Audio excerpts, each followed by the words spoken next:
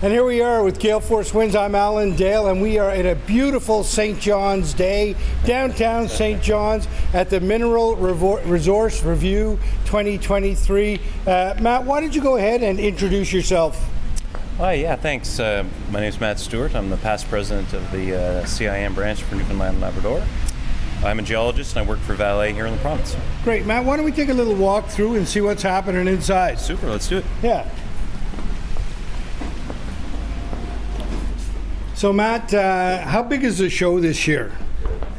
So this year the conference has approximately 900 people registered, and that's kind of a mix of delegate attendees, some of the companies that are here, speakers, and people attending some of the short courses we provide. Right, and people from all over Canada, the world, or is it mostly a regional thing? The focus is local, for sure. It's a provincial kind of hub for the mining and exploration industry. But we attract a lot of people from Atlantic Canada. We're probably the largest conference dedicated towards mining and exploration in Atlantic Canada. But we do get a lot of delegates from all over the world, to be honest. Yeah, I see a lot of delegates, a lot of exhibitors set up here. Tell me a little bit about some of the keynote addresses and what kind of topics they were talking about. Yeah, what an exciting time in the industry. We opened our show actually with a couple of speeches from our provincial minister for the Department of Industry, Energy and Technology, and they're tied in with the Geologic Survey and the mining branch, along with Yvonne Jones, a federal MP, who very much tied to and supporting our conference over the years. And really the message it's twofold. One is very positive in the sense that there's a lot of excitement in the mining industry these days for things like critical minerals related to the energy transition. Certain metals are needed to support electric vehicles, battery technology, solar, etc. And the other side is that they're putting frameworks in to really support that growth, right? So the message is really positive. It's a lot of excitement. They're supporting us. Now the industry has to deliver on all these metals that are needed.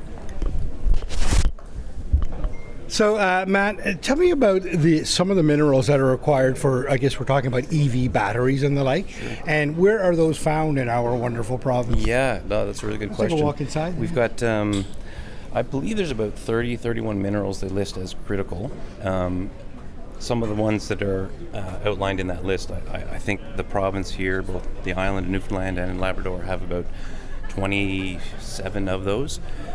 Things like nickel, things like cobalt, copper is required, lithium, rare earth elements are really important for some of the battery technology, all of which we're finding in the province through both exploration, early stage projects, but we're actually producing them as well through some of the advanced operators. Yeah, and I think, the way that we approach mining and things would be a much different approach than the rest of the world. So I'm assuming companies would rather do work in this part of the world than other parts of the world to grab those minerals. Would you agree? I completely agree, and it's for different reasons too. One's the stability politically. I mean, that's we're in one of them is that we're in a very stable political environment here. We've got a lot of support, as I mentioned, from the government on the framework for permitting, for support for early stage prospecting and exploration. And then there's also just the natural wealth we're seeing in the ground. It's inherently here to be discovered and to be mined. Matt, it's a very exciting time in Newfoundland and Labrador right now. There's a lot of sectors that are really doing well. The technology sector, as an example, is booming. A show right across the street happening right now, and now the mining show. And it's amazing how they all kind of go hand in hand with one another. Everybody relies on each other. I often say that in Newfoundland we understand the expression better than most, that a rising tide floats all boats. Would you agree? I completely agree. The mining industry doesn't do a very good job about promoting itself. Really like the link between the technology side. What a lot of the public doesn't realize is that the mining and exploration industry is a very high-tech industry. We're keeping people safe by removing them from the work fronts through technology. So, as you mentioned, the conference across the street. Great new interfaces, whether it's actual hardware or software, but these things translate really well to efficiencies in the mining and exploration industry, and we're seeing that already.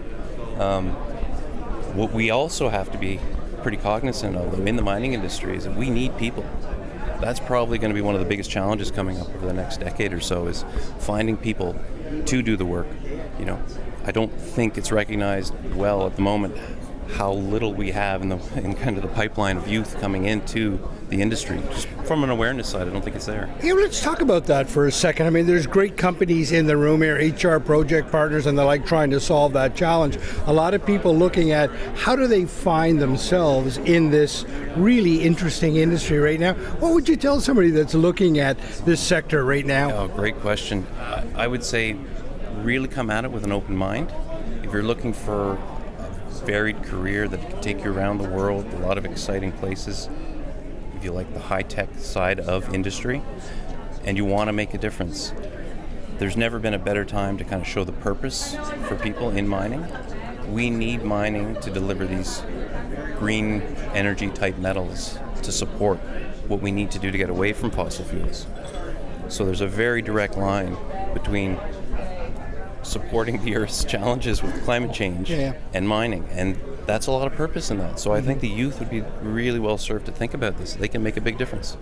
Now, Matt, it's clear that you love this industry, and you've got quite a story yourself, all the way from Sudbury to St. John's. That's a Stomp and Tong song right there. There's no doubt about it. What are you most excited about for this industry right now? I'm most excited about the way we're taking the new technologies and making it a sustainable type business. You'll hear a lot of people talk about the circularity of what we can do in mining. It's right in front of us. We can do it. We have the technology, we have the people, we have the support. So I think we're seeing a real transition in what it means to be mining. This has been wonderful to be in conversation with you. I wish you all the best on the conference and the show. It's no doubt that there's excitement in the air. I can feel it. Oh, it's lovely. Volunteers make this show, by the way, so we've got to give them the credit. They're the ones who make it happen. Great. Yeah. Thanks, Matt.